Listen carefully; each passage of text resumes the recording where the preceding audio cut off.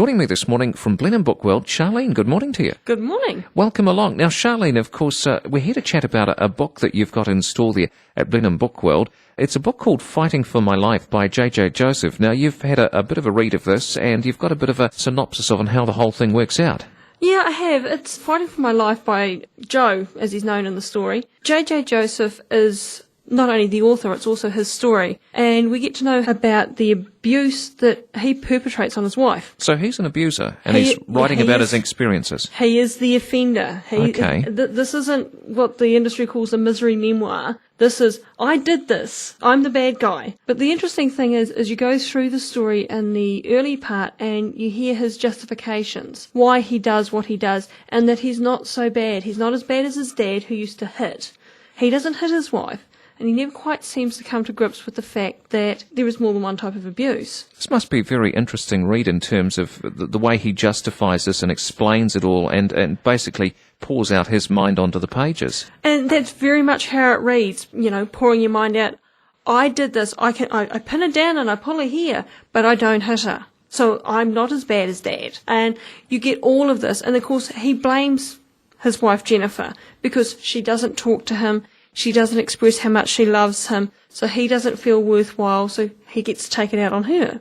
Not cheery reading. To be perfectly honest, not cheery reading at all. I've got to say, it does sound a little dark, but obviously, in amongst this darkness, there is a ray of light and possibly a point at which he has a revelation. Well, there is the revelation point, if you like. Unfortunately, it comes in a fairly dramatic form. He actually breaks his own rule. He ends up hitting Jennifer with a spade. I know, it is a very dramatic kind of book. I mean, but it's worth persevering. He gets to the point where he realises, I've got to change. I'm doing all the things I didn't want to do. And this is why it's worth reading, because then you go through the second part of the book and you go through what it takes to change your behaviour, the things you have to go through in terms of children, youth and young families and various things like that. And he has to prove, not just to his wife and his kids, who love him, that he's changing, but to the courts, to counsellors. So after this revelation, it sounds like you get a bit more of the meat to it. It's not suddenly that the book reaches its pinnacle where he says, I did this terrible thing, oh, look at me, I'm a terrible person, but I'm on the road to recovery, end of story. There's more to it and more insight into the processes. Is there a happy outcome in the book, or you're not prepared to tell us that at this particular moment? Actually, I think if people are willing to read this, they need to know that there is a happy outcome. Now, stepping outside the book itself, I mean, this issue is unfortunately quite an issue we deal with here in New Zealand. For those grappling with an understanding to this, the book is obviously a port of call where they can get a bit of insight, obviously from one person's experiences. Now, it's fair to say perhaps that the experience will be different for other people as well who've been involved in either being abused or as an abuser. But at least this gives you some insight into someone's experiences and everything they had to go through. Well, the interesting thing is that in this one, you actually get the perspective on both sides because, of course, this shows how a child's background shapes how they become.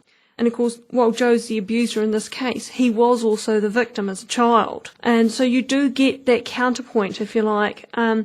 And the fact that he recognises what happened to him as a child and his mother as a child, he can see what he's doing to Jennifer. So he does get that empathy eventually.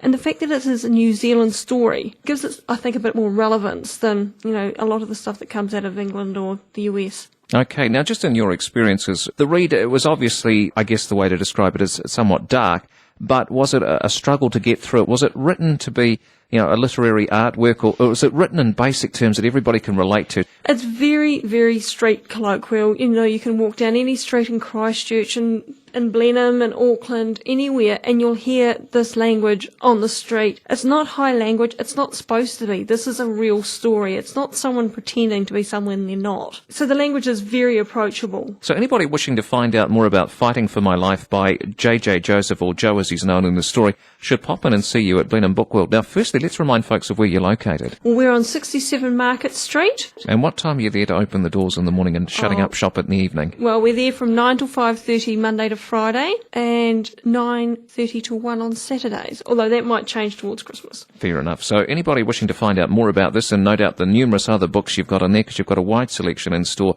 Blenheim Book World the place to head for, and you're happy to discuss this book and the other books with people? Oh, look, discuss this book or anything else you'd like to have a look at. Fantastic. So pop in and see them, Charlene and the gang there, Fighting for My Life, JJ Joseph, and of course available from Blenheim Book World there on Market Street. Charlene, been lovely chatting with you about that, and we'll catch up again soon. Thanks, Cliff.